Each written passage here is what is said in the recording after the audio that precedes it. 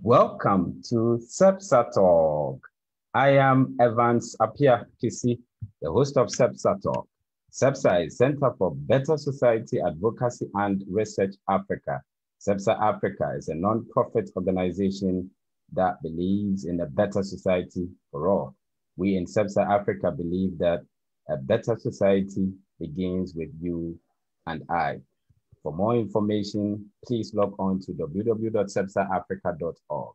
Please follow us on the various social media platforms: YouTube, CEBSAR Talk, Facebook at CEBSAR Africa, Instagram, CEBSAR Africa, and Twitter at CEBSAR Africa. Like always, today we bring you another interesting discussion, which also happens to be our last for the year 2020. Our topic is Ghana elections 2020. Since Ghana returned from authoritarian regime to multi-party democracy in 1992, the country's general elections in the Fourth Republic between 1992 to 2016 have been largely considered as peaceful and somewhat fair. On 7 December 2020, 2 days away, Ghanaians again will be heading to the ballot box to choose their president and parliamentarians. In today's episode of CEBSAR Talk, and the last for the year, we want to know if the trend of a peaceful and fair election is expected to continue. And in addition, we want to unpack what has characterized Ghana's conduct of successful general elections and lessons to draw from irregularities observed. And I'm so excited that to help us deal with such an important issue are our own Professor Enoch Opoku Entry. He is an associate professor of leadership and management at Viterbo University, Akose, Wisconsin. He's a leadership consultant, author, and civic educationist. He holds PhD in business organizational leadership from the Indiana Wesleyan University, Indiana, USA. MSc in business organization leadership from the Mount St. Joseph University, Cincinnati, Ohio, USA, and BEd in psychology from the University of Cape Coast, Ghana. It's always a pleasure to host you. Welcome once again to CEBSAR Talk, Professor Enchi. Thank you very much, Evans. It's a place to be here.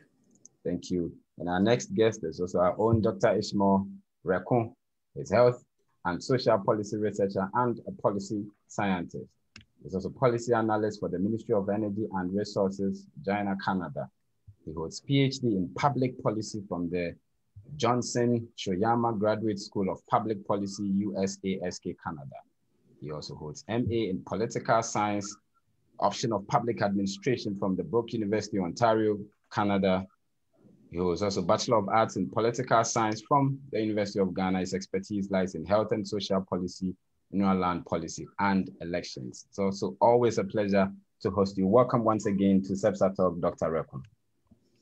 Evans, thanks for having me, and I'm pleased to be here. Great. And then our last guest for today, who would pretty much join in the second part of the show, is Mr. Albert Kobena-Mensah. He's the CEO of CEBSAR Africa. He's currently a doctoral researcher at Ruhr University Bochum in Germany. He holds Master of Science in Water Resources from Kenyatta University, Nairobi, Kenya, and Bachelor of Science in Agricultural Sciences from University of Cape Coast, Ghana. Welcome once again, Mr. Albert Kobena-Mensah, to CEBSAR Talk. Thank you so much, Evans, for having me. Great. And I must say that we'll begin the show right away. We plan to do 60 minutes as we've been doing of late. And without wasting much time, let me also say that we are streaming live on Facebook at CEBSAR Africa, and then a couple of own CEBSArians are also sharing this on their walls. So please keep your comments and questions coming, and we are happy to read them and answer them if we can. So let me welcome you once again, gentlemen, to the last edition of CEBSAR Talk. Thank you so much, Ivan. And greetings to your listeners and watchers. Thank you. Thank you very much. So I'll start with you, Professor Opoku Entry. We are 2 days away from the general elections. What's your impression so far, on the role and preparations of the Electoral Commission, as far as the December polls concerned, particularly if you look at some issues that came up during this past few months with regards to the filing of nomination forms of presidential candidates, qualifications and disqualifications, and also the compiling of new voters register. What's your take so far as the process is? Thank you. Thank you very much once again, Ivan. And let me say good evening and good morning to your listeners and your viewers. It's always a pleasure to talk about Ghana. Talking about the Electoral Commission, I think they've done a good job. Judging from the way we were anticipating that they were going to struggle with, filing of nominations and sheets, polling stations, we know the COVID is in there, but they've been able to do a whole yeoman's job. Those who were disqualified is unfortunate, but we still have 12 candidates who are contesting for this election. The way it's made out is interesting. Nana Addo maintained the first position and John Mahama the second position. The third one is boom, Osofo Chabosom, and then it continues like that. I have seen a Sroho campaigning. If you go to the voter region, somebody who has 1 + 1, then you say 2. It means that Mahama is at the number 2. So every region have their own slogan and the way things are going on. We have to recommend the Electoral Commission, the way they've conducted themselves. It's not easy to conduct elections like this in Ghana. And we all know that when it's time for election, the temperature is so high, it's hyped out. So like I said, there are a lot of raw emotions. They have done their job. Now it's left up to the political parties to play by the games. And here, I also want to recommend the IDEC. They had a peace pact. Yeah, and this peace pact, they did it at the Movenpick Hotel in Accra, where John Mahama and Akufo-Addo were there. I don't know why they always pick the main 2 political parties. The rest were not invited anyway. But these 2 were called and to commit to peace and stability of the country. And they all assured Ghanaians that they are ready to accept the verdict of the election when the Electoral Commission declares who the winner will be. So I think these are positive steps, and we have to look at the positive side of this and recommend both the Electoral Commission, the media, the stakeholders in all these elections, and then the political parties. They've really conducted themselves very well, but for pockets of incidents of violence that we have. But for education, for sensitization, for information, and the media houses, they are all ready. And Ghana, we say congratulations to you. Thank you very much, Professor Opoku Entry. So I come to you also, Dr. Reko. So pretty much as Professor Entry said, it's been a successful journey so far. If you look at what the Electoral Commission has done and also what the political parties, any lessons that we can borrow from moving forward, and what's your own impression as well? Yeah, Evans, thank you very much. So, Ghana has been having this, election since 92, like you said. And a lot of institutions have actually made it possible for this to happen. And the Electoral Commission is a critical part of this achievement we have made so far. So, when you look at it, the ECs actually derive its mandate to oversee this election, okay? And that's from Articles 42 of the Constitution. And Article 45 actually outlines about 6 key responsibilities of the EC when it comes to election, like compiling voters register, okay, supervising the election, also creating electoral boundaries, and instituting programs to actually make sure that everybody in Ghana that are qualified to vote also get opportunity to do so. So when we're looking at the performance of the EC, these are the metrics we have to use in analyzing whether it has actually achieved its mandate as outlined in the Constitution. So far, I think that, the Electoral Commission has done great. I realized that they were able to print and distribute the voter papers, even to the various constituencies, the ballot papers, the various constituencies, 2 weeks ahead of time. Which is very important if you want to have a successful election. So for that, I would like to commend the EC.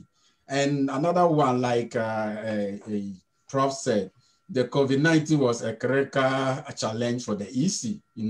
The electoral calendar, according to the electoral calendar, we're supposed to have done the voter registration in March. But because of COVID-19, we had to postpone that. So we had to do that in June. There was some opposition from civil society organizations and even the opposition political party when the EC was going into the registration process.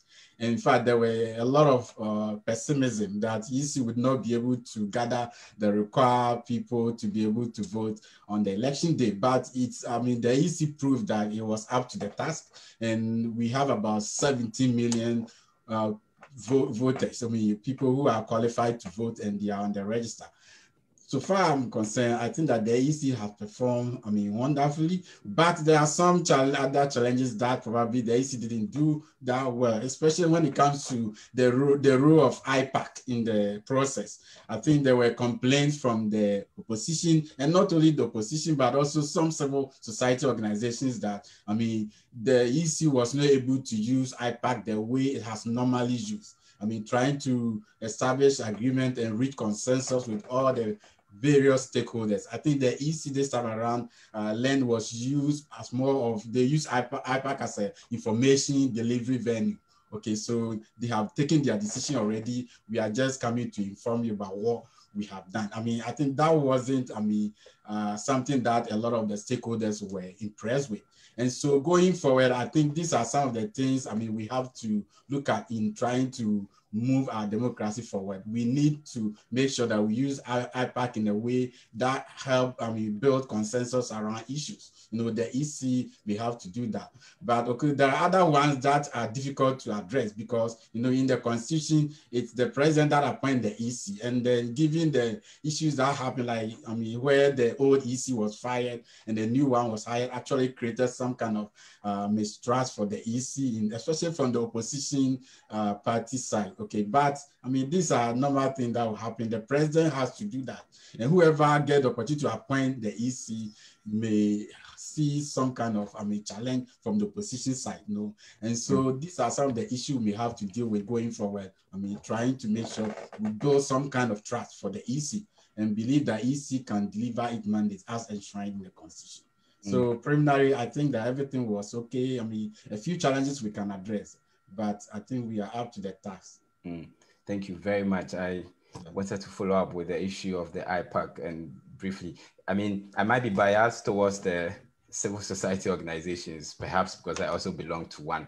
But when you talked about the fact that the opposition party complained a lot about the EC not, going through IPAC in most of its decisions, this is also a trend we've seen in the past. It's always the opposition party, blaming the EC here and there. And I wonder if we should take them serious when they say that. I'm not necessarily just this opposition party, but it's always this trend of the opposition saying the EC is not involving us, the EC is not listening to us. What's your take on that? Should we take them serious when they, come out with such accusations? Yeah, democracy is built by a lot of people, coming together, collaborating, So I think whenever there's criticism, it's important that the EC takes some of them critical. But of course, even in the Constitution, it said that the EC has the ultimate responsibility for organizing the election. So these are just institutions that help to ensure that we have peaceful and credible elections. We cannot do away with them. But like you said, sometimes I myself feel like sometimes civil society organizations, we kind of feel like more self-righteous, we feel like we know everything, and some of those things can be addressed, not everything. And the fact that you make proposal does not mean that it has to be accepted by all means. Okay, but there are some of them that are constructive criticism. You know, looking at the timeline for the election, some of them were saying that, oh, given the COVID-19 situation, probably we should look at, cleaning the register instead of doing a new register. They may highlight reasons. You know, it's important that we take some of these things into consideration when taking decisions. But of course, you have to gather information from all others. You know, I work for government. I know how sometimes stakeholders have different perspectives, and you need to find the middle line, you know, to be able to push stuff forward. Okay, so these are some of the things I think that the EC can take, you know, and try to make sure they build some kind of, even provide reasons if they are not taking their proposals, provide reasons why you can do that. But of course, civil society seems quite self-righteous. That is true. We as civil societies also have to work on that one. I mean, so that we all can build the democracy we want to have in Ghana. All right, thank you very much. Evans, I want to come in quickly. Sure. To make a submission to what Dr. Rekon said. You know, civil society groups are a voice, and they are representing their quarters, that kind of their camp. If you look at what is happening in the US here, even Joe Biden forming his cabinet, we have civil rights movement people, you know, people from progressives, everybody wants to be in. It's because they want their voice to be heard. So any complaint is genuine. What is important is that the EC are independent. They are committed to whatever they're doing, and they make sure that they satisfy, at least, you're not going to satisfy everybody, because a stakeholder is somebody who have an interest. And because they have an interest, they come in with that particular interest. What do we want from this? So it's all about what is in it for me. And the EC, I think that they were fair, they were equitable in the way they heard some of these complaints. Sometimes the complaints don't necessarily need to be addressed, but somebody wants to be heard. Just like somebody's going through relationships and they're having problems and they want to vent. So they just want somebody, an ear to listen to them. And I think we have to grant that kind of platform for civil society groups so that voices will be heard. Even if you can't do anything about it now, at least they've been heard and it's being addressed. Yeah, thank you very much. I wanted to, Albert, I come to you and ask you something that Professor Entry said, which, I mean, obviously was landmark. It wasn't the first time, it was the third time that Ghana organized this, you know, peaceful pact that was signed yesterday by the president and the opposition leader. And Prof was right when he mentioned that it's a pity that there are other political parties and smaller parties, but these were not invited. What's your take on that? Even though some feel that they don't add much, so why should we invite them? We probably would be wasting our time.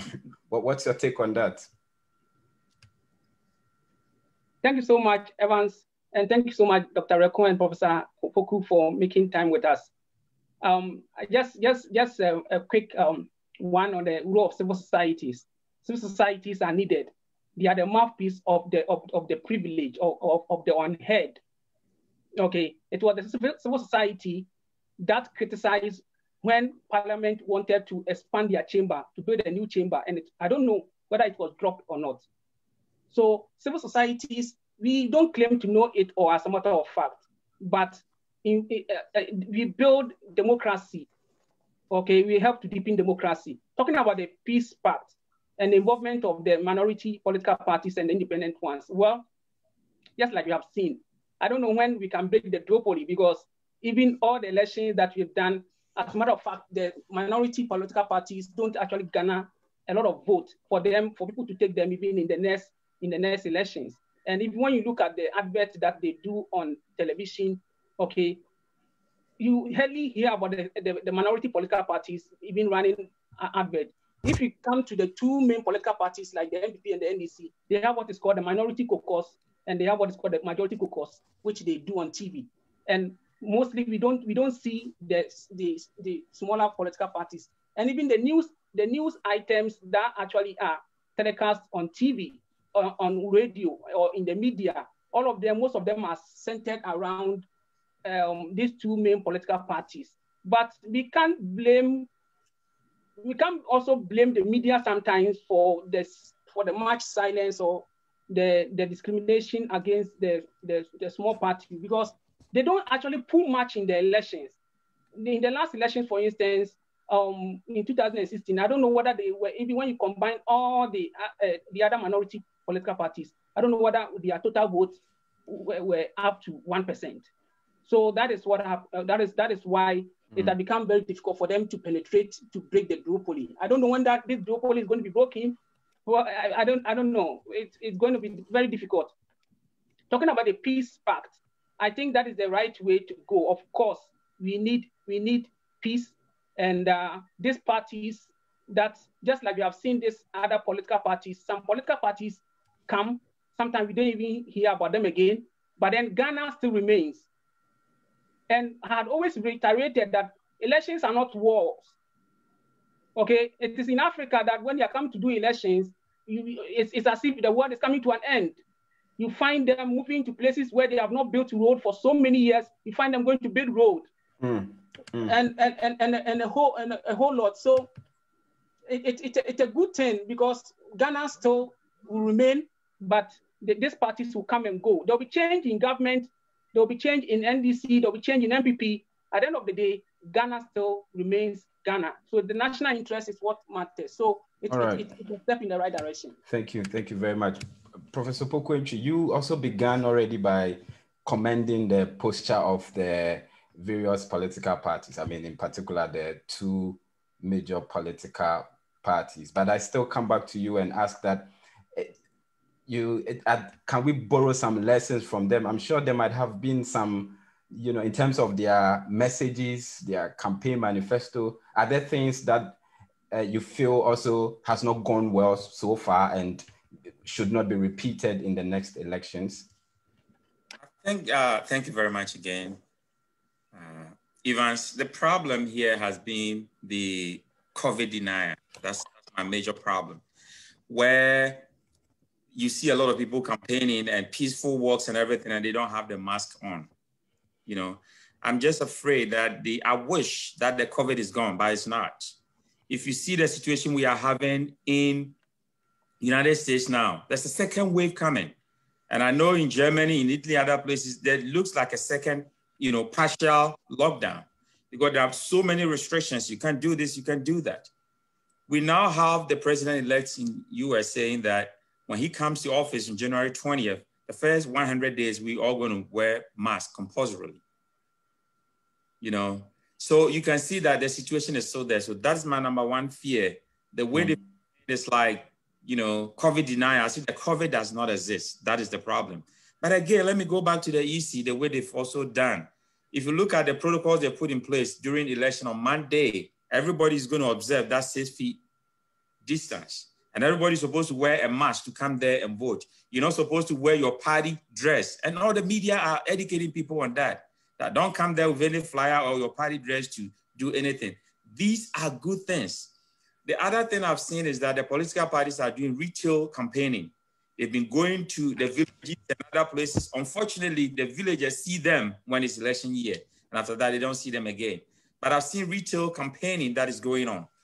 The other thing that I've seen is that they are educating the people how not to commit the same mistake again of spoiled votes, which is very important. We see many situations where sometimes up to 3 to 5% of the votes have been nullified because they did not vote properly. So they are showing them, which I've seen many MCs and MPs educating the people that if you see the paper like this and you vote on this side, you have to fold the paper this way.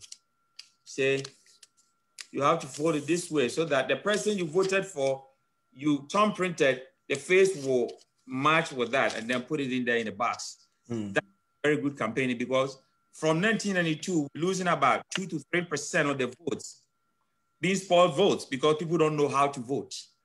And that education I like a lot. I also saw a study from the UCC Department of Peace Studies that I think is very, very important.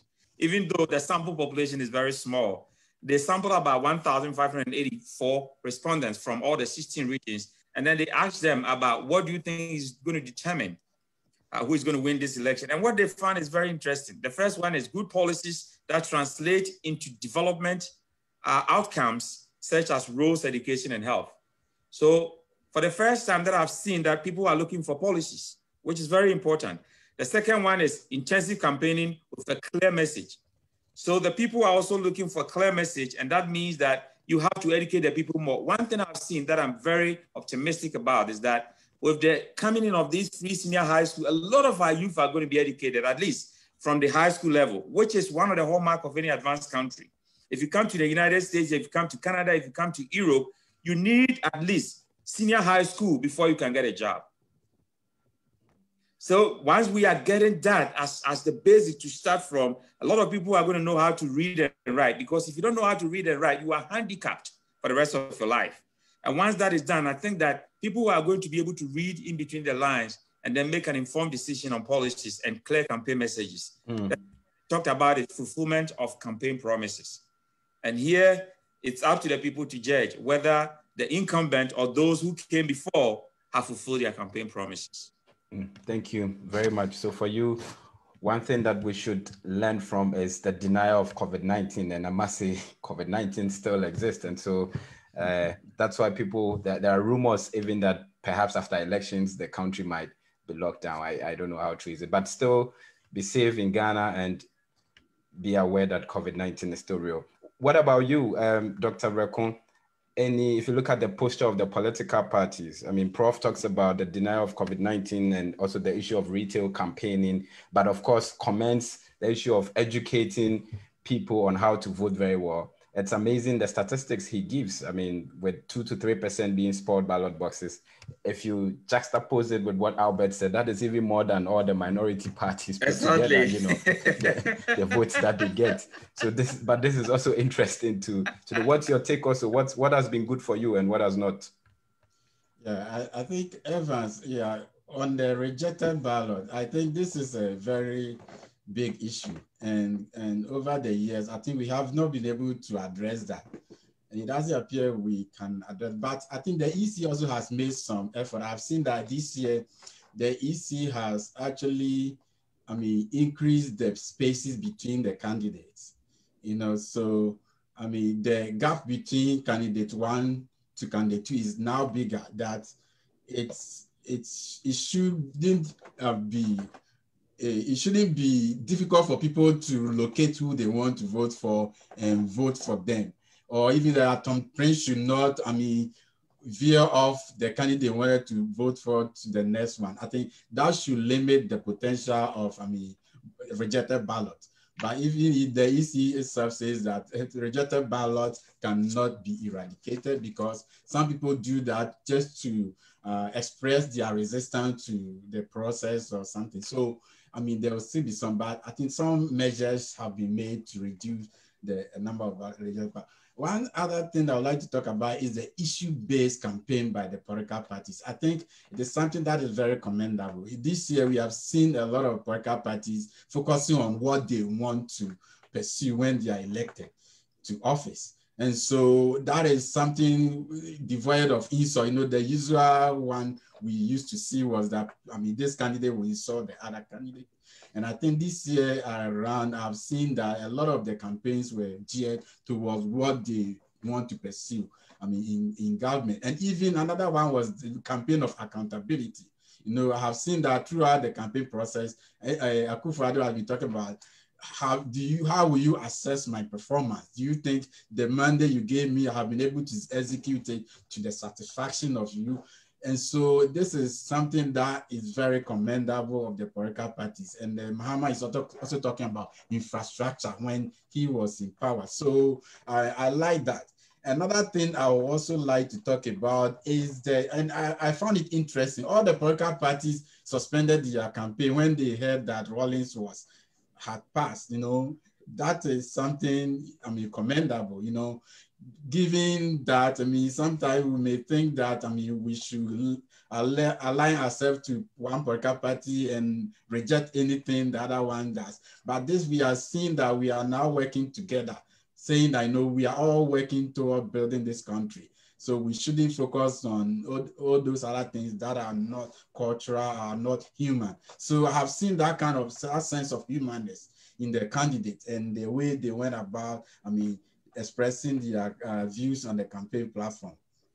But I also saw that, even though the incumbent government was more supportive of the EC, than the opposition, which reason I have said, the came back to participate in the registration process and all the processes, I mean, just like, I mean, we expected them to do. So that is also something I like to commend for that. But I think the reaction towards the OSP report on the Japan deal, I think from both sides of the coin, the NPP and NDC wasn't that something appreciative, because I mean, I feel like the party in government was trying to absorb themselves in some way. I mean, and Mahama too even made some comment that were not expected of a candidate like, I mean, of his caliber. So, I mean, those are some of the things that probably we can eliminate from the campaign process. But overall, I think that the various political parties conducted themselves so well.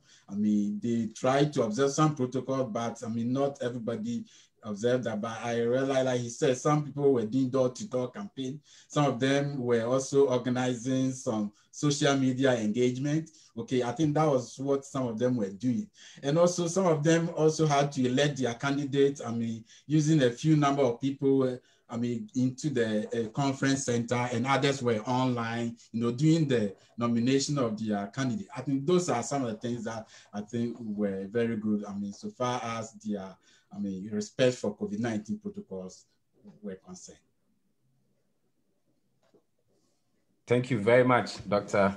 Rekun. So by and large, also, you feel that the campaign has been, you know, has observed some bit of sanity. There's been it's been more of an issue-based, you know, campaign, despite, you know, a few insults here and there. Albert, a minute for you also. What's your take on the posture of the various political parties? Firstly, just some few additions to the EC, commending them for a great job done. Just like Dr. Reku said, I think they have increased the space between candidates, so that even if you make a mistake, you might not thump to the next candidate, and that is great.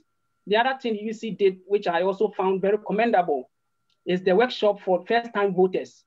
Okay, for those who just clocked 18, they did a workshop for them to educate them about how to actually vote. Then also the media also did great, especially Joy FM did wonderfully well.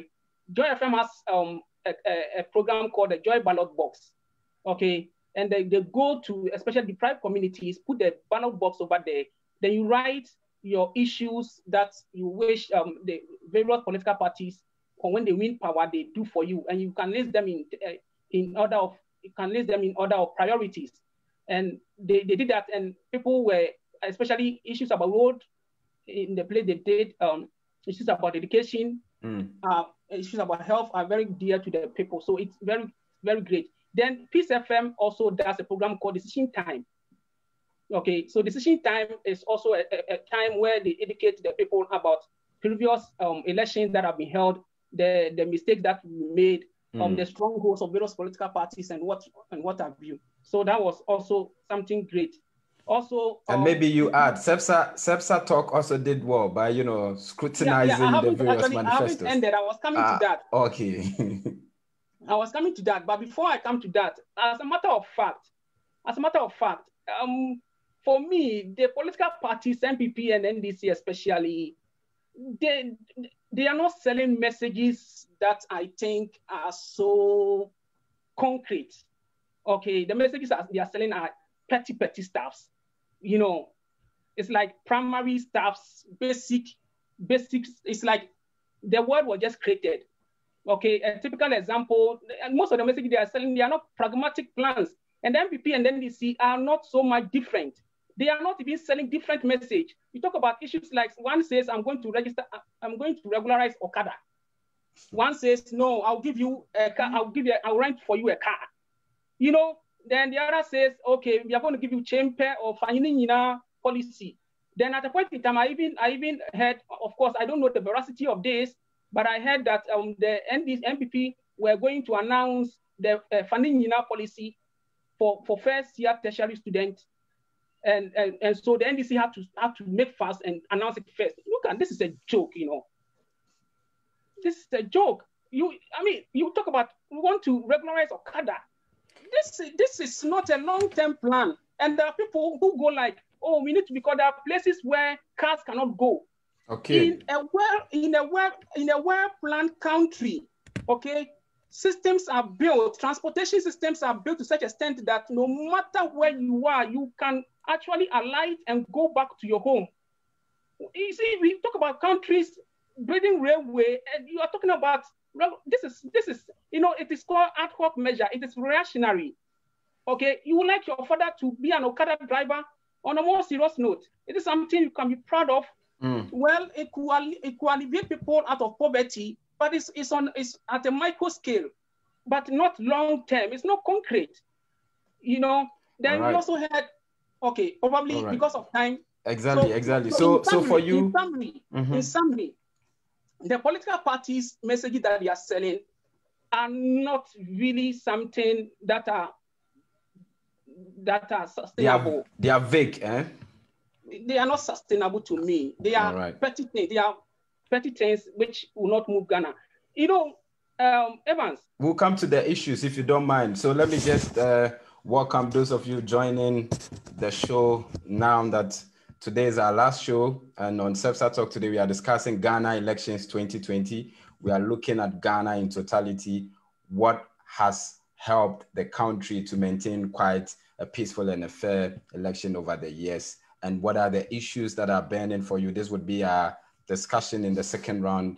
And my guests have been Dr. Ishmael Rekun, Professor Opoku-Antwi, and Albert Kobena Mensah. Just some few comments here before I come back to ask them a few questions. So one from Houston Emmanuel says, I think the EC did a good job despite the insults and humiliation from politicians. Once again, Ghana has demonstrated that it can be done and it will be done. International observers are already in Ghana doing preliminary assessments of the elections. On this call, I state emphatically that I couldn't be prouder as a Ghanaian. The world will be watching Ghana on Monday, December 7. Kudos, let's go Ghana. One from Nana Insi also says, great job. And then another one from Obasima Abuna Jimfua says, wondering why the discussion is limited to only NDC and MPP. How about the other parties and independent candidates? So, well, Abuna, we're actually looking at the Ghana elections 2020, and it's obvious that these two political parties have dominated in the Fourth Republic elections, but we do give some prominence to the smaller parties as well. So let me come back to my honorable gentlemen again. And I know you've all started the discussion already talking about issues. One of the things that Professor Opoku-Antwi said, which also forms the premise for my next questions, would be that he says people are looking for clear messages. This year, if you compare it to perhaps last 4 years, people now are more concerned with what messages do they have. This is something that Dr. Rekun also talked about, and Albert passionately already started the discussion in that line. So, Prof, what do you think are the issues? What are the burning issues for you? What are the issues that you think moving into election 2020 might be the Trump card, or perhaps now the Biden card, if I should say it that way? You made my day. I wanted this laugh. I have been up early in the morning teaching some MBA classes, my student patients, and now, because of the love for the country, we need to talk about this. Evans, the first thing I want to talk about is, before we talk about policies and what is going on, because I know AK Mensah is passionate about this, it's international observers. I've never seen international observers in United States elections. You see, let's scrap that thing. Look, I am really proud of Ghana, even though I'm a professor in America here, the way we've conducted ourselves better than even American elections. Let's face the I agree. Let's face the fact. And if you look at a whole lot of international observers coming at the cost of a poor country like Ghana to observe our elections, the result that I've seen from all the research, the people are saying that they are satisfied with the education and information, and that they think that the atmosphere is charged, but they even believe in the security agencies. They're also saying that the security agencies have really conducted themselves very well. I know there are pockets of violence, here and there, but we sustain our democracy. We've had runoff elections in many times that the first election is not going to be a winner, then we go for runoff, and all has been peaceful. Let's recommend these two political parties, MPP and NDC. I want to say that NDC have done well because the political party that bring peace is opposition, not the one in government. We should not forget that fact. The one in opposition, when they go by the rules, it brings peace. It's not the one in government. So those parties, all these two parties, major parties, one has been in office and then the other will be in opposition. In each case, they all conduct themselves very well, and we have to congratulate them. Now I'll come back to the points. The first thing is that we have a hodgepodge of questions. The first one is how the two parties compare in terms of volume and efficiency. So let's talk about the volume and then efficiency. How efficient have they conducted themselves in education, in health, in roads, in transportation, in rural development, all these areas that we have? How have they sucked in the institutions? Now we have even the security agencies, which has become an issue now in political debate, that they are taking sides with government. So why have we been able to suck in all the security agencies and all the other institutions, heads and departments and heads of all departments and agencies into these elections? I think that is an area that we should look at. If we continue on that path, it's not going to help us. We have to let the technocrats remain technocrats. And then the politicians remain politics. The soldiers should be at the barrack. The police should be at their own base and they do their own job in a neutral way. That's going to help our democracy in the long term. Now, when we talk about volume, yes, the depth is not there. And I agree with A.K. Mensah, the depth is not there. Petty issues, maybe because the expectations of our people are not big enough.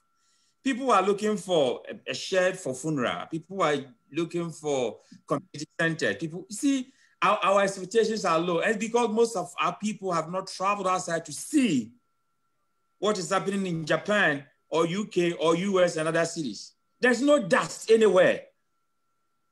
You see, and dual carriage, we can do 4 lanes here, 4 lanes there from Accra to Kumasi, 8 lanes. We can. Because if you go to Atlanta, Georgia, here we have 16 lanes. But what is the population there? And look at the population in Accra alone. Over 3 million people. So we have to think big. In fact, we've been boxing ourselves, thinking about little things, thinking about the next day, the next tomorrow. And the person who is thinking about tomorrow is not thinking, because tomorrow is like today.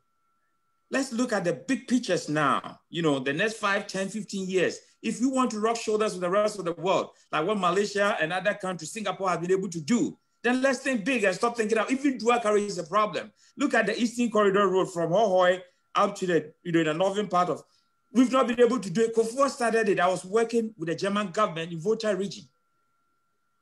That was early 2000. 20 years down the lane, that simple road has not been able to, it's all politics. And we captured everything in green books and other books and websites and I don't know. So the talking is too much. We have to stop talking. Have you seen any Asian president, Japan, China, all these? They don't talk more than 5 minutes. They don't waste time in talking. They do it. So if you want to catch up with the rest of the world, the talking is too much. Let's sit down and see roads that we have and the roads that we need. That's going to last forever. Dual carriage is everywhere. 4 lanes here, 4 lanes there. You know, skyrocketing buildings, science and technology, because we want to compete with the rest of the world. And let's do that. The other thing is that, you see, are we running at the highest efficiency? We have not run at the highest efficiency. What are we leaving on the table a lot? We're leaving a lot on science and technology, education on the table. Are they similar, using the same resources? If you look at the pockets of violence that has happened, if you look at the scandals that are happening in both political parties, it's clear that both of them are similar in the way they do their things. So what is the return on our investment in them? Are the people getting return of our investment in them? These are some of the questions we should be able to answer. And then the question again is, are we satisfied with their output? And even, are we sure of the kind of leaders we are looking for? So I'll leave the question out there for everybody to guess.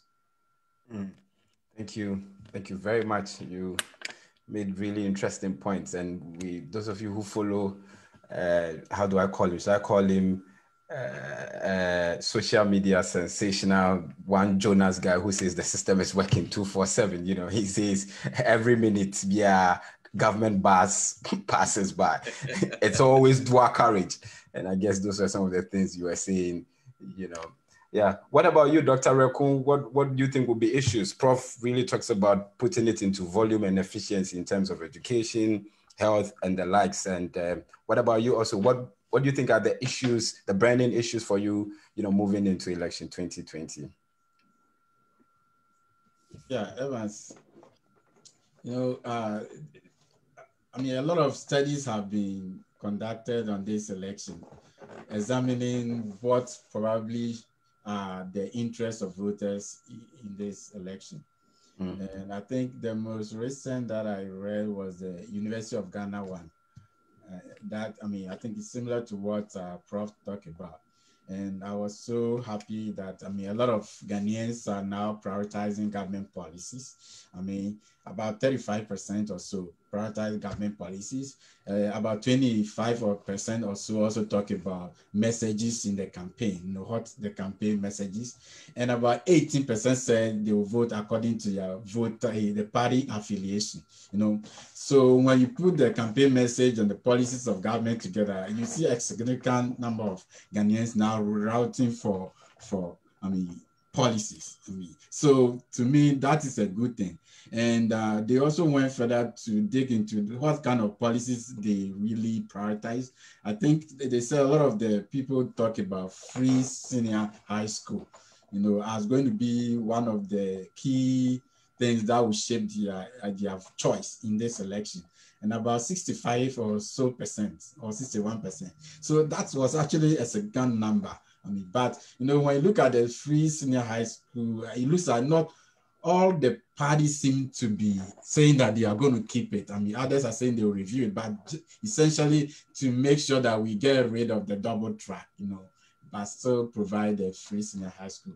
So that is going to be one thing. But like Prof said, we have to also focus on the efficiency of our education system, because the last conversation we had on this platform, I think one of the professors in Ghana was saying he was actually worried about the kind of student they may have from the free senior high school, So probably we should then focus on the quality of the education system, trying to make sure that we actually raise critical thinkers, innovators for our country. That is the thing we have to look out for. So in this election, I expect people to vote on the quality of the education, and not just because there's access to education. It's important, but I think that since we have the free senior high school already, let's look at how we can make it more efficient. Going forward, this is going to be a very important one for us going forward. But of course, I also think that people should look at the economy. I think the IMF projections have been downgraded now. The recent I got to see, I read that it's going to be about 0.9% growth rate in Ghana for 2020. Which means that, the government has a lot to do in order to build the economy. So people should look at how the economy is working and how it is growing over time. I know this kind of growth is as a result of COVID-19. We all agree to that. But it's something that we have to still look at it. The kind of debt we have been having this year is quite a lot too. We had to borrow a lot this year. And then this past 4 years, the total debt is a lot. So probably people should also look at the economy, how well the economy is functioning, how the growth of the economy and job. Actually, this NCC study talk about education, employment, and health. So which means that a lot of people are also concerned about jobs. There seems to be not many jobs being created. My only thing I was so surprised when I look at the various studies conducted is that corruption is not actually one of the key things people are looking out for in this election. And I was totally amazed because corruption is a canker in Africa. In Ghana is not exceptional in this case, but Ghana, we have also seen some corrupt allegations and evidence. That have been highlighted by some media folk and civil society actors. So I'm thinking that Ghanaians should focus on corruption. We shouldn't lose sight on corruption. Looking at free senior high school and not looking at corruption, we should still focus on corruption because it is going to be part and parcel of our development process. If we don't mitigate corruption, it is going to affect our potential to grow and for everybody to develop their personal life and communities and even businesses. So we should look at corruption as part of the things that will shape this election. Thank you very much. And the last one that you ended on, I just want to have a follow-up. I mean, yes, I also read some of the reports, and it was also surprising that corruption didn't come out as a top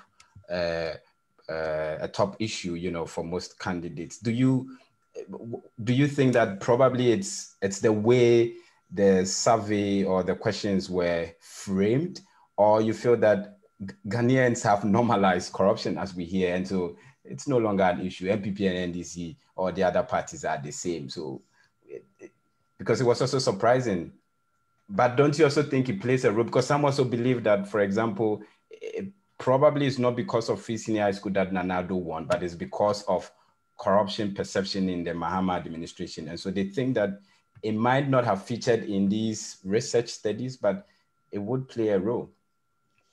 Yeah, but I was surprised, and I'm thinking that a lot of factors probably account for this. I mean, some of them, I'm thinking that a lot of people are now focusing because the Free Senior High School has been very sensational, and everybody is talking about it. So, this is a perception, and people's opinion. I think what comes up to people right away is probably Free Senior High School because of the way it's been promoted over the years. So I'm thinking that that's probably why. But you also look at the candidate now, beside MPP and NDC, you also see Mahama and also Akufo-Addo. This is the third time they are meeting. And in both of them, in their administration, they were accused of corruption. So now, who is more corrupt become the issue. So now I'm thinking that because of these kind of factors, people are not looking at corruption as an important issue. Probably if it had been a new candidate, not maybe Mahama, okay, probably corruption would have been, I have become a key issue. But now, you were accused of corruption during your regime, and Akufo-Addo has also been accused of the same thing. So probably people are not looking at it that way. But I think it's still fundamental to our development and our growth. And people should not lose sight of that. We should still hold government accountable and make sure that they deliver and then they are corrupt-free, so that everybody can be happy. Otherwise, we are just, working for, like, you look at you, CEBSAR and others, we are trying to promote and build a strong civil society, people that are going to be vibrant and help with the economy of this country. And then politicians will take all these resources for their personal interests. At the end of the day, what have we achieved?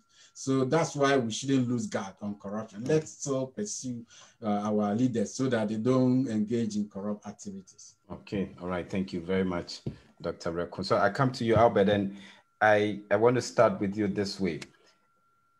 You already said that the issues that they discussed are too basic. So my question to you is that moving forward to election 2021 and beyond, what issues or what are the most pressing to do for our leaders? What would you expect them to do if you consider the things in their manifesto as too basic?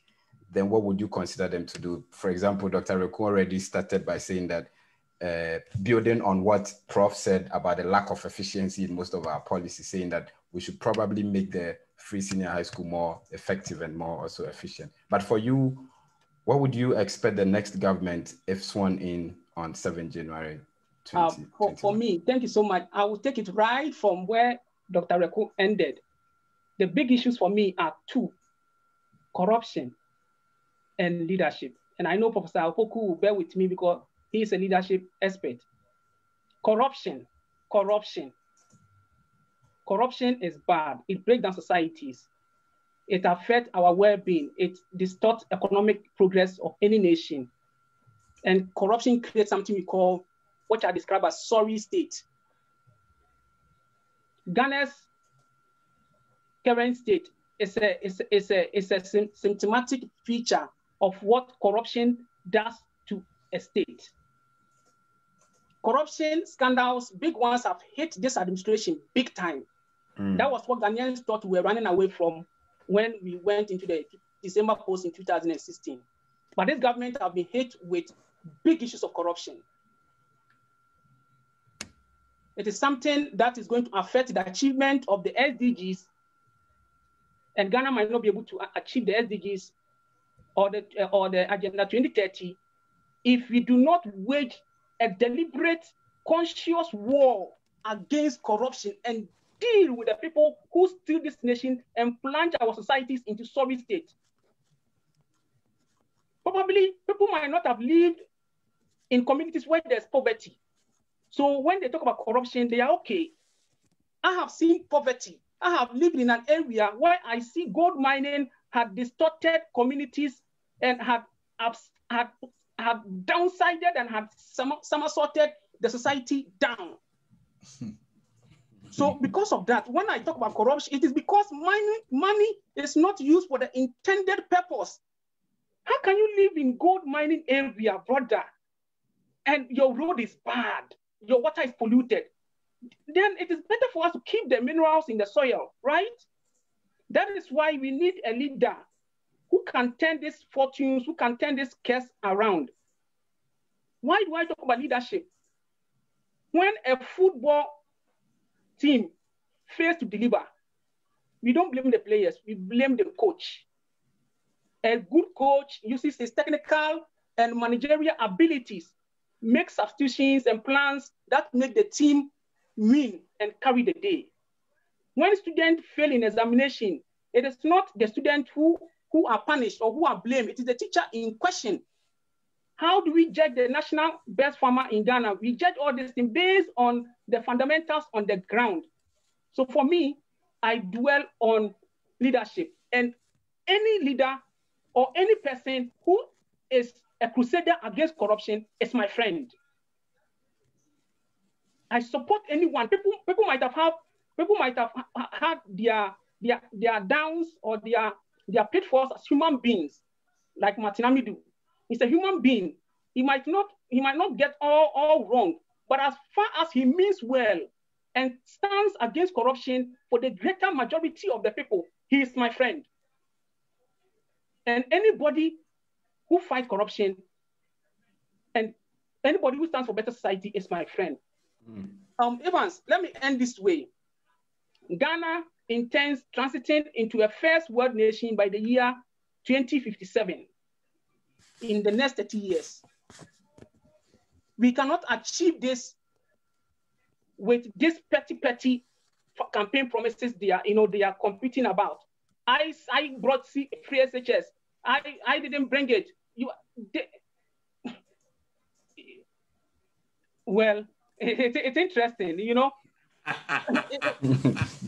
don't give up so easily. I think. No, it's interesting. Sometimes the words might choke you. AK Evans, let me come into me anyway. I think that we have some points. My colleagues have really, when I see passion like this, because I'm a leadership professor and I did my dissertation on corruption. So these two, I'm an expert. When I talk to politicians and I talk to delegates and I saw what is going on there, we have a long way to go. And it's clear, Houston, we have a problem. One thing people don't understand is that the special prosecutor, the Attorney General Department, the Director of Health, these are not political party institutions. They are the people's institutions. But when somebody is there, that person represents the people. So when that person is attacked, the whole people are being attacked.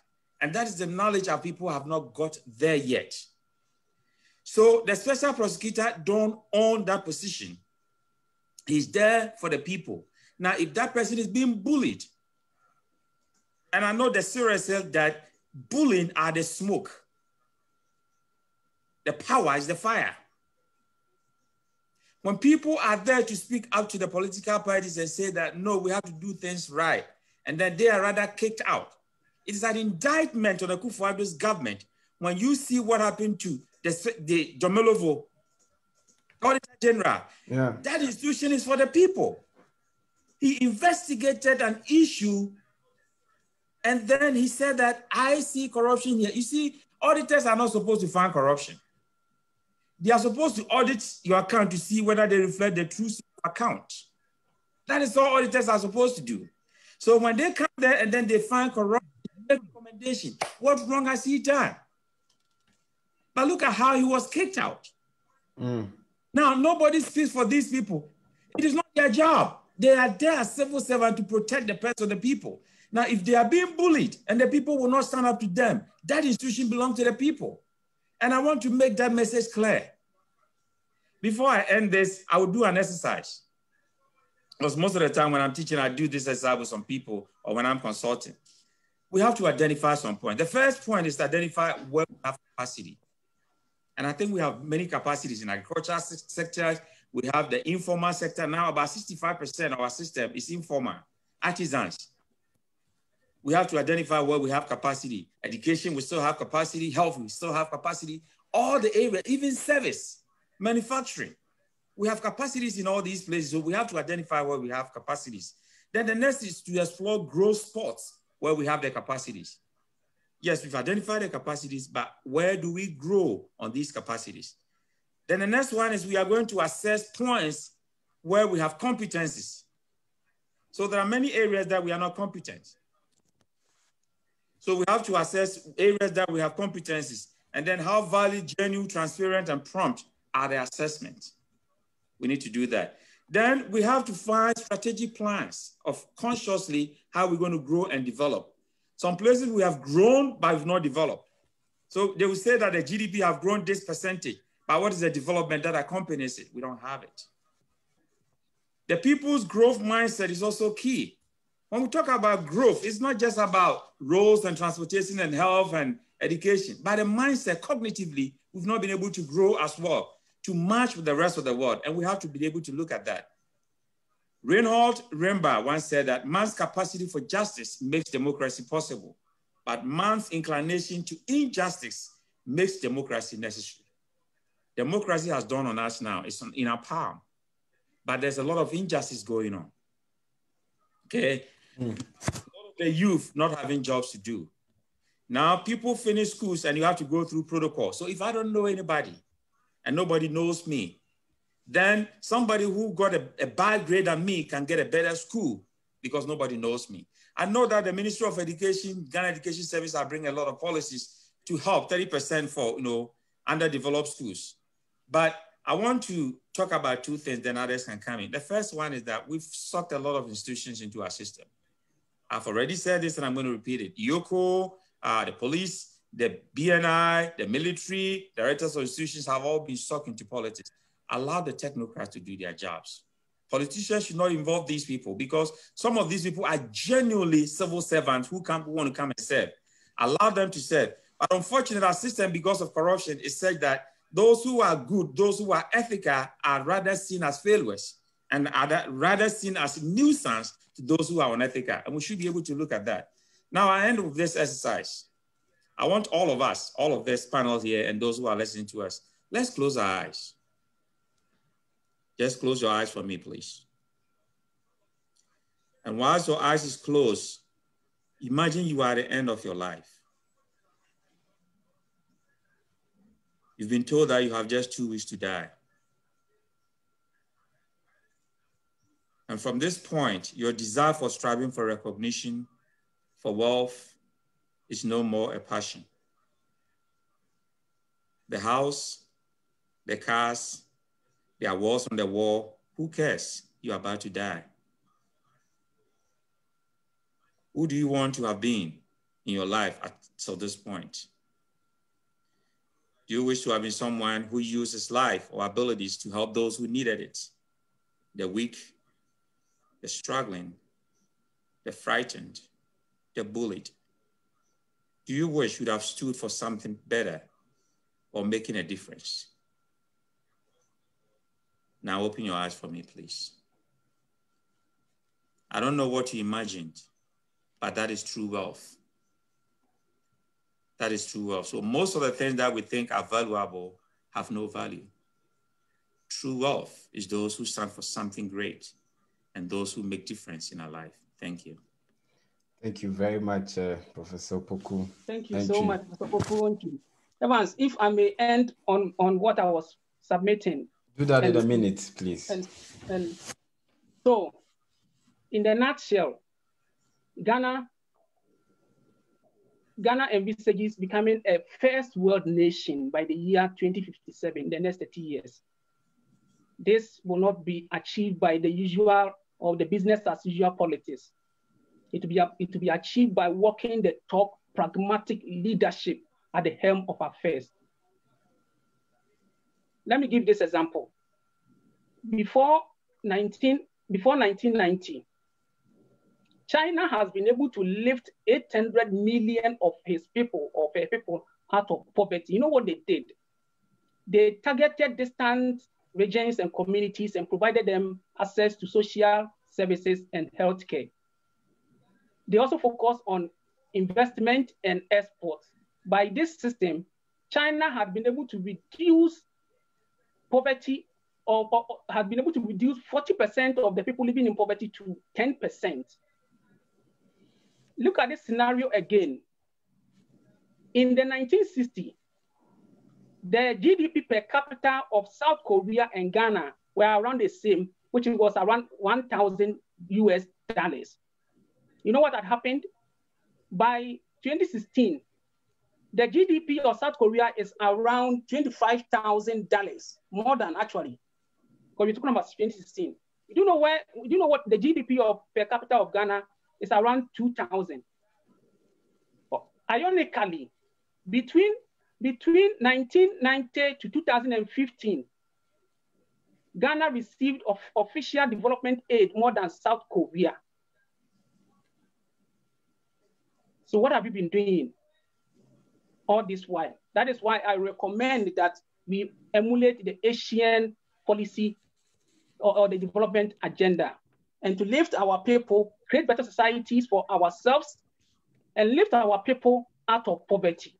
I think I will just end here. Thank you. And I'll give my concluding remarks later. Thank you very much. So, Dr. Rekun, is it the same for you also? The issue, it's all about corruption, corruption, corruption.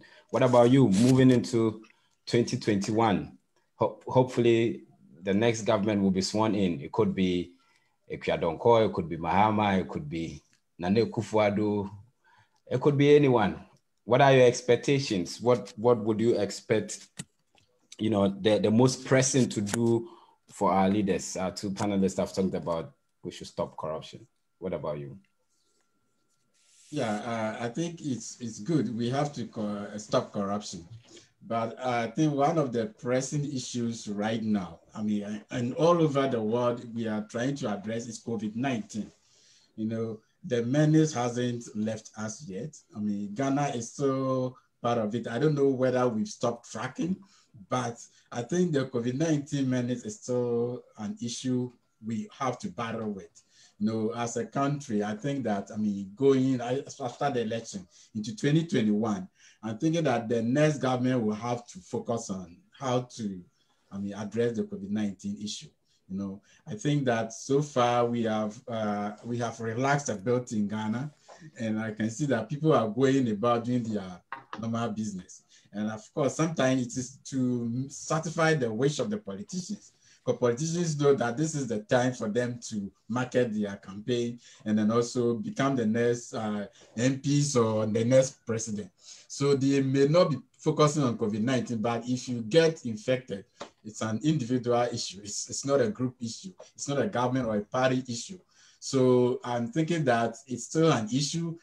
By the time the election is over, probably a lot of more people may have been infected. I don't wish that to happen. But if we don't put in place mechanisms and respect the protocols that we are supposed to respect, I mean, that could be an outcome that we may have to face if we don't address the COVID-19. But I mean, going to 2021, I think the next government will have to focus on how to eradicate this issue. I think we've not paid attention to the vaccine, but other countries are actually scrambling for the vaccine even now. Okay, I know US has spent a lot, I mean, even before it comes to the market. In Canada, that's also one topical issue, you know, how the government is signing contracts with the various vaccine companies, trying to make sure that they secure as enough vaccines as possible when it's ready. I don't think Ghana has been thinking about this probably because of the election, you know, but I think going into 2021, that should be one of the key things we may have to look at. I mean, in order to make sure that our country becomes prosperous. You know, so corruption, this one, but we also have to focus on the economy. Like I said, you know, the economic growth of Ghana in 2020 is average to be around 0.9 by the IMF. This is not a good thing. I mean, we have to do a lot. The good thing is that it's not only Ghana that is going through this kind of challenge, but I mean, different countries are going to adopt different strategies, trying to make sure that we overcome the crisis. And Ghana needs to be a strong part of this movement for solutions to the economic issues we are facing. And I mean, we have more challenges than developed countries. And of course, prices of commodities may not also be good at the initial period because of the outcome of the COVID-19, where lockdowns and other things have been instituted in many countries. I mean, so probably commodity price may still not be favorable, you know. So, I mean, we have to look at the economy, how to bring a lot of people, get them jobs, you know. We have to focus on these things. And I think these are going to be my three most important things the next government will have to focus on. I mean, thank you very much. And viewers also agree largely with what that you have said. So I read some few messages and I come to you for your concluding remarks. So one from Naneku Uswadepa says, great discussion, well done, gentlemen. Nanasa Wajiman says, the focus should be universal, not only two parties. Remember, Ghana is developing country and not developed as we think. Everything should be in gradual process. And Obasima Abena Jimfo also says, I think the initiation of free education by Akufo-Addo and the NPP government is a huge plus for them to be re-elected. However, technical institutions should have been of much interest to the government since the free education may not necessarily help. Most of the kids will complete free senior high school and become a burden if they are not able to further their education. But with technical education, acquisition of skills to start a business cannot be overemphasized. So I guess it's also adding to the next government. This is also from Abna. She wants to see, you know, a focus on technical education. Hustin Emmanuel says corruption didn't come as the political message on this year's political campaigns because both the NDC and NPP are all guilty. Even the pastor in the church is even corrupt. So our society seems to normalize corruption. Hence, we see nothing wrong with it, but someone must have the balls to deal with it. Exactly. So we hope that the next government would have the balls to deal with corruption. And then one from Jesse Ampraku also says, AK Mensa, I agree on your stance on standing on good leadership, but how can we achieve good leadership when the people who advise the leader or represent the leader are not transparent enough? We should ask ourselves why the parties are vocal or see faults only when they are in opposition. That's a great message there. I see Professor Opoku giving thumbs up. And yeah, and then Obasima Abena Jimfo also says, both the NPP and NDC government are corrupt. No wonder there is limited campaign promise in relation to corruption. The issue of corruption is troubling, and identification of individual capacities and competence is necessary. It boils up to quality of leadership. There are genuine leaders in government, but the system and how governance is run sucks, leading to corruption from various angles. And then Lord Eduse also says, does Ghana have a blueprint to revive the economy? I doubt. So it appears that, but I'm hopeful. I think that Ghana would not sleep. I'm sure next year, moving into 2021, a lot of the focus will be on corruption, as it has started, or let me say ended with this current government, with the various scandals. And I'm also hopeful that 2021, I would be happy that we all focus our attention on how to deal with corruption. Thank you very much, fellow CEBSArians who sent in their messages. So let me come to you. Your election message to the good people of Ghana to ensure a peaceful election during and after the polls. As you can see, I'm in my Ghana, colors. And I would start with you, Dr. Rekun. What's your message to Ghanaians? Briefly, in a minute or two, please. All right. So, Ghana has been touted as one of the biggest democracy in Africa. And in fact, recently we have seen our accolade moving beyond the African corridor to even the world, because even the US election in 2020, we have seen some vices, but Ghana has been a very strong candidate and the world acknowledge us for that.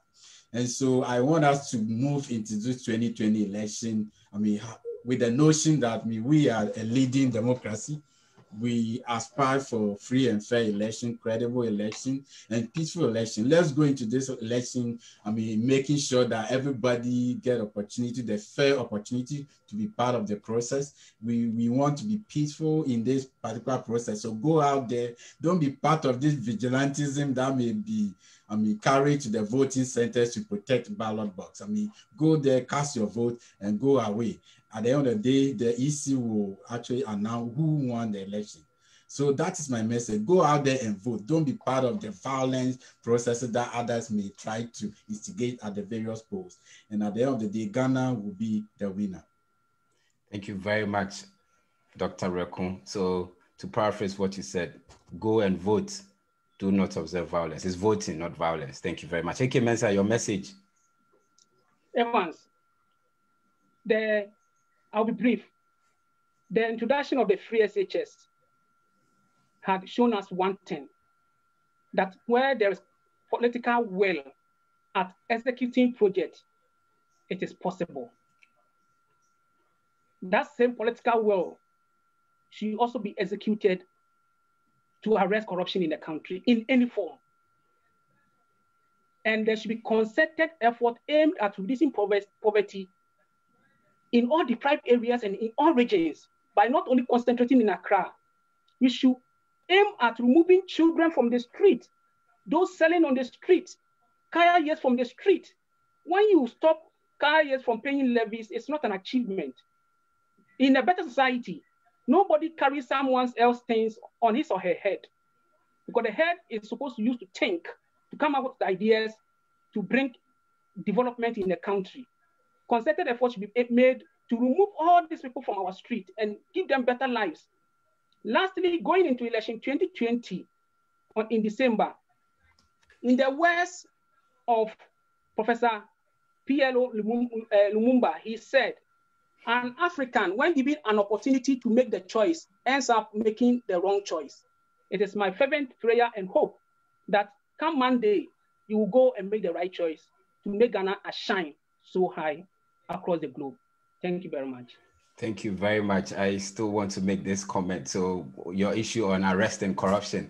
And I want to tell you that it's my prayer also that Ghana would arrest corruption, lock it up, and put the keys into the pocket of Martin Amidu. I'm sure you will be very excited. Then in summary, I think CEBSAR Africa did a great job by coming up with these manifestos, interrogating the manifesto, and we did it in all sectors. In fact, it was something that we did great. And kudos to you, Evans, for such a wonderful host of the program. Kudos to Edmond. Edmond had been great, being a producer, the technical man at the background, and all the people from CEBSAR Africa who helped in one way or the other, and everybody who followed us on Facebook and also watch our YouTube channel in helping to propagate the message of a better society. Let that message go so high. And we are hopeful that one day it will tally, but one day that better society we seek will be born. Even if not in our time, we will know that we went, we came, and we went, and we at our back, better society is being created by the generations that came. Thank you very much. Thank you very much, AK Mensah. Today I confer on you, AK Mensah and Nkrumah. Professor Pukwenchi, please, your concluding remarks. A commitment to integrity and loyalty to truth are what separate a good leader from those who want to occupy political leadership roles. We cannot ignore the difference. There's a higher loyalty in all our lives, not to a person, not to a political party, not to a group of tribe or clan, but the higher loyalty is to a lasting values, most importantly, the truth. Let's search for leadership that embodies the truth. Without a fundamental commitment to the truth, especially in our public offices and those who lead them, we are lost. Two things I will use to end. As a legal principle, if people don't tell the truth, our justice system cannot function, and a society based on the rule of law begins to dissolve. As a leadership principle, if leaders don't tell the truth or won't hear the truth from others, they cannot make good decisions. They cannot themselves improve, and they cannot inspire trust among those who follow them. Let's tell the truth, be loyal to our country, because that is the only country God has given to us. Go vote peacefully, and then let's wait for the results. God bless our homeland, Ghana. Thank you very much, Professor Pokwenchi. Thank you very much, all of you who followed us. So today is our last show for the year. We are back again after the next president is sworn in to start our advocacy on helping to build a better society for Ghana.